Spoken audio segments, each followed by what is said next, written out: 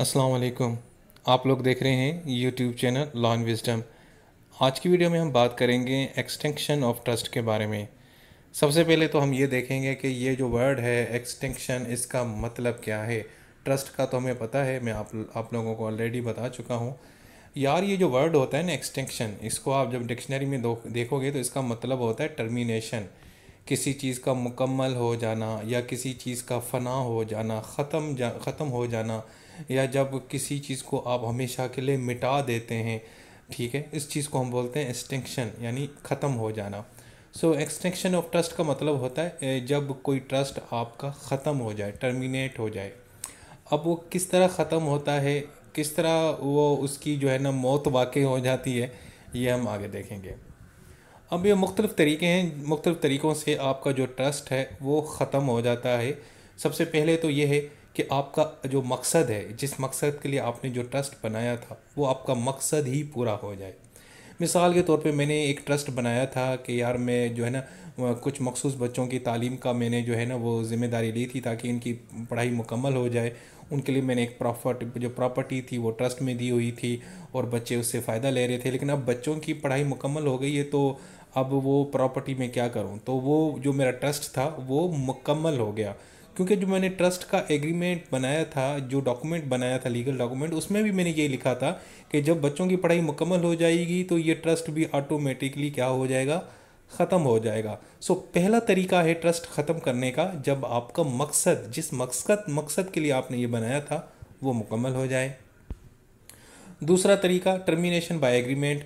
अगर बेनिफिशरी और जो ट्रस्टी हैं ये आपस में मिल के ही एग्रीमेंट करें और कहें कि यार अभी हमें इस ट्रस्ट की कोई ज़रूरत नहीं है, अब हमें ये हमारे किसी काम का नहीं रहा, या किसी और वजह से दोनों आपस में एग्रीमेंट करते हैं, मुआहदा करते हैं, चीज़ों को मेंशन करते हैं, डॉक्यूमेंट पे लिखते हैं, तो तब भी ये जो है ना आपका जो ट्रस्ट है वो टर्मिनेट हो जाएगा। अब है तीसरा तरीका। भाई तीसरा तरीका ये है कि जब ट्रस्ट जिस काम के लिए बना था उस टाइम तो वो कानूनी काम था, लेकिन अब वो उसका जो पर्पज़ है वो अनलॉफुल हो चुका है। पहले आपने बनाया था कि बच्चों को हम तालीम देंगे इस ट्रस्ट के ज़रिए, अब जनाब आप बच्चों को तालीम की जगह बच्चों को ट्रेनिंग दे रहे हैं कि किस तरह आपने ना लोगों को मारना है, किस तरह आपने क्राइम करना है, किस तरह मोबाइल स्नैच करना है, किस तरह डकैती करनी है। तो अब आपका जो पर्पज़ है ट्रस्ट का वो अनलॉफुल हो गया है।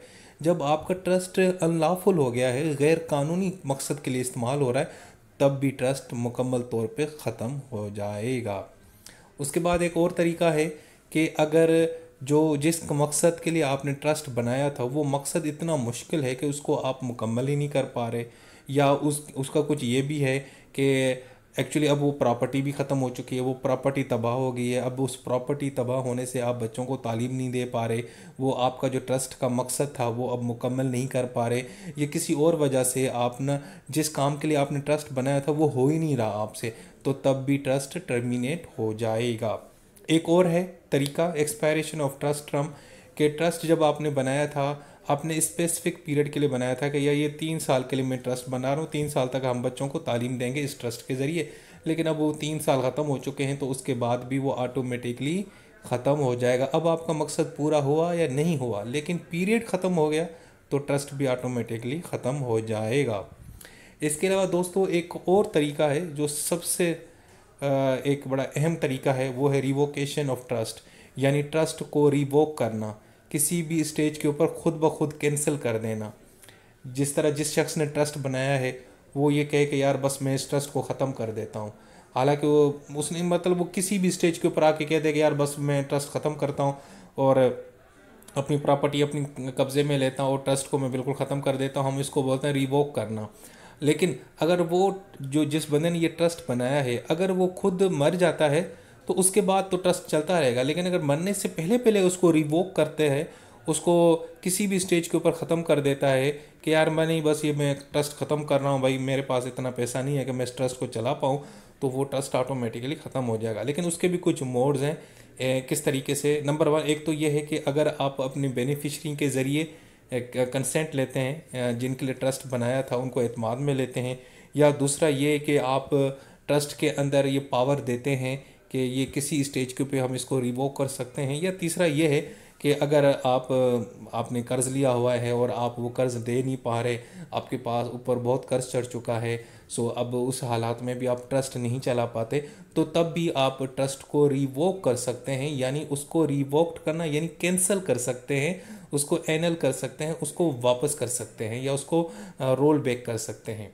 सो दोस्तों, ये थे वो तरीके जिन तरीक़ों से जो ट्रस्ट है वो एक्सटिंक्ट हो जाता है, यानी नायाब हो जाता है, फना हो जाता है, ख़त्म हो जाता है, मिट जाता है।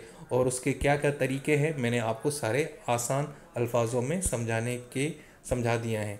उम्मीद है अब आपको ये समझ आ चुके होंगे। चलें जी, अपना ख्याल रखें। ये वीडियो बस आज तक इतनी थी। बड़ा आसान टॉपिक था, इसलिए मैंने इसको ज़्यादा टच नहीं किया। है भी बहुत सिंपल सा कॉन्सेप्ट, इतना मुश्किल थोड़ी है। वैसे भी माशाल्लाह आप लोग जीनियस हो। ठीक है जी, अपना बहुत सारा ख्याल रखें। अल्लाह हाफिज़।